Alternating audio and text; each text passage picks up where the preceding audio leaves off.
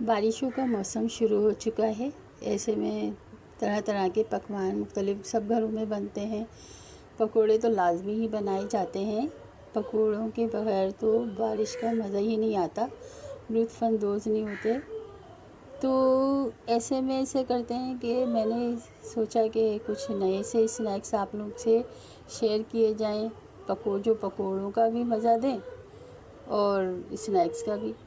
तो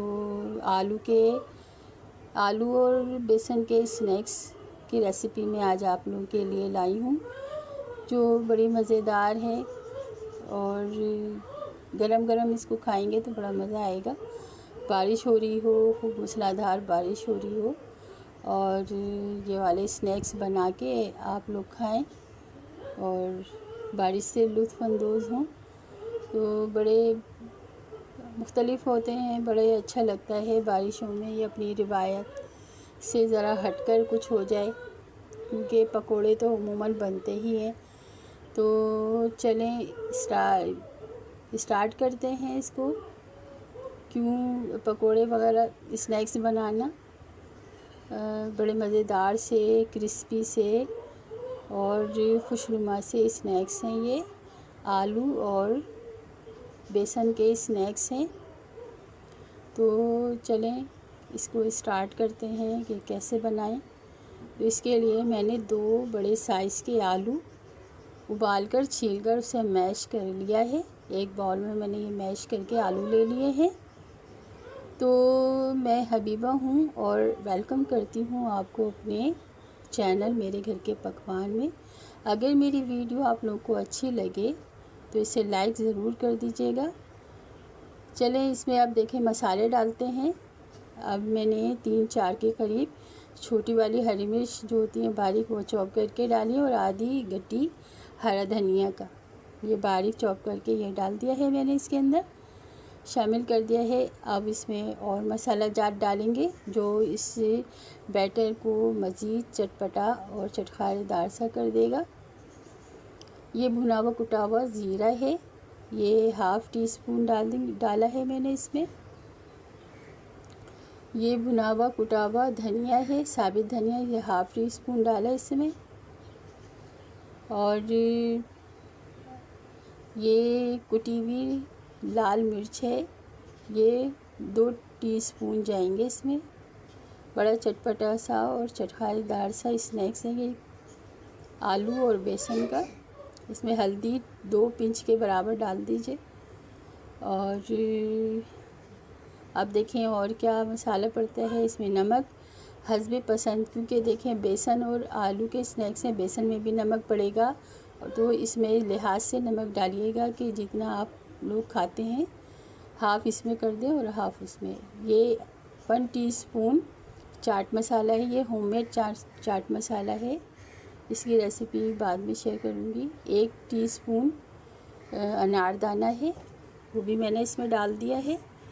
अब सारे मसाले को हम अच्छी तरह से मिक्स करेंगे, अच्छी तरह से इसको मिक्स कर लेंगे। और मेरी रेसिपी अगर ज़रा सी भी अगर आप लोग को अच्छी लगती है, आप लोग अगर ट्राई करते हैं, अगर कुछ भी ट्राई करते हैं तो मुझे फ़ीडबैक ज़रूर दिया कीजिए। मेरी वीडियो अगर अच्छी लगे तो इसे लाइक कर दीजिएगा और मेरे चैनल को सब्सक्राइब कर दीजिएगा। और ये अच्छी तरह से ये आलू को मैश कर लिया है मैंने। अब इसके 7 से 8 करीब कटलेट्स जैसे गोल बनाते हैं कबाब की शेप के, वो बना लिए हैं मैंने, बनाकर मैंने रख लिए हैं। गोल से हैं, इसको एक साइड पे रखकर अब हम करते हैं बेसन का बैटर की तैयारी कर लेते हैं। एक बाउल में मैंने 2 डिश वाले चम्मच, जो डिश के चम्मच होते हैं, वो 2 भरकर मैंने बेसन लिया है। इसको अब इसमें डालेंगे हस्बे पसंद, यानी ½ मैंने उसमें डाला है नमक, तो इसमें इस लिहाज से डालूँगी दोनों मिलाकर क्वांटिटी सही हो जाए जो हम इस्तेमाल करते हैं। इसी तरह आप भी अपने टेस्ट के मुताबिक कीजिएगा। तो थोड़ा सा नमक मैंने इसमें डाल दिया है, अपने टेस्ट के लिहाज से आप लोग डालिएगा। अब इसमें बैटर, गाढ़ा सा बैटर बनाएंगे अब इसकी थिकनेस देखिएगा, थोड़ा थोड़ा पानी डाल के गाढ़ा सा बैटर बनाएंगे। इसको अच्छी तरह इस तरह से पानी डाल के मिक्स करते जाएंगे थोड़ा थोड़ा, और अच्छा सा बैटर तैयार कर लेंगे हम इसका बेसन का। आराम से ये थोड़ा थोड़ा पानी डालकर इसको पूरा बेसन जो है अच्छी तरह से इसका बैटर तैयार कर लेते हैं।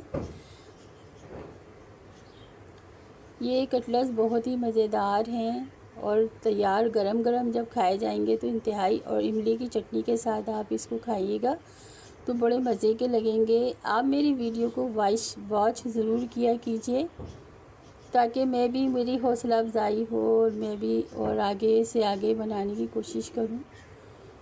तो देखें, थोड़ा थोड़ा पानी डाल के इसको बैटर गाढ़ा करना है कि एकदम से पानी नहीं डालते कि ज़्यादा हो जाए या पतला हो जाए, थोड़ा थोड़ा डाल के करेंगे। जितना गाढ़ा, जितनी थिकनेस चाहिए हमें बैटर की वो देखना है। ये देखिए, ये इतना बस गाढ़ा होना चाहिए, ना इससे पतला ना इससे गाढ़ा। अब ये एक साइड पे रखते हैं। अब इसमें हम अब ये है कि अब ये कटलेट्स इसमें इस बैटर में अच्छी तरह से कोट कर देंगे। कटलेट्स पे ये बैटर कोट कर देंगे अच्छी तरीके से, और इसे हम तवे पे तल लेंगे। तवा मैंने पहले ही गरम करने के लिए चूल्हे पे रख दिया है। ये तवा मैंने रख दिया है चूल्हे पे और इसमें तेल डाल दिया है। अब इसमें इस तरह से एक एक कटलेट्स जितना मुनासिब है वो हम डालते जाएंगे और फ्राई कर लेंगे इसको। पहले तो तेज़ आंच थोड़ी सी मीडियम फ्लेम करना है, फिर उसके थोड़ी देर के बाद आप स्लो फ्लेम कर दीजिएगा ताकि कटलेट्स जले नहीं। तो ये देखें, एक एक करके डाल दीजिए और इसको इसी साइड चेंज कर लेते हैं। एक साइड से हो गए हैं अच्छी तरह से, तो दूसरा साइड चेंज कर लेते हैं हम। साइड चेंज करके अब ये देखें कटलेट्स तैयार हो गई, फ्राई हो गए। देखिए क्रिस्पी से कितने सुर्ख से हो रहे हैं ये। इसे हम निकाल लेते हैं डिश में, और ये गरम गरम ही खाए जाएं तो अच्छा है। ठंडे हो जाते हैं तो वो मज़ा नहीं होता जो गरम गरम में होता है। तो आप ज़रूर ट्राई कीजिएगा मेरे ये कटलेट्स, बहुत मज़ेदार हैं। और अगर ट्राई करें तो मुझे फीडबैक ज़रूर दीजिएगा, कमेंट्स मुझे ज़रूर बताइएगा कि कैसे लगे। अब ये हमने एक एक कटलेट सारे डिश आउट कर लेते हैं। एक इसी तरीके से सारे मैंने फ्राई कर लिए थे। तो और इसको इमली की चटनी के साथ खाएंगे। इमली की चटनी के साथ बड़ा मज़े की लगती है। इमली की चटनी की रेसिपी मैं डिस्क्रिप्शन में दे दूँगी। बड़े मज़े की होती है। बहुत मुख्तलिफ़ स्टाइल की चटनियाँ बनती हैं हमारे घर में। एक इमली से भी बहुत मुख्तलिफ़ डिफरेंट 2-3 तरह की चटनी बनती है और भी। तो ये देखिए डन है, बिल्कुल तैयार होते हैं। कुछ जायका नोश कीजिएगा, खाइएगा चटनी के साथ में, बारिश के मज़े लीजिएगा। इसको भी बनाइएगा और मुझे अपनी दुआओं में याद रखिएगा। जहाँ रहें खुश रहें, हंसता मुस्कुराता रखे। अल्लाह ताला आप लोगों को, आपके दस्तरखान को वसी करे और आपके रिज़्क़ में इजाफ़ा करे। अल्लाह हाफ़िज़।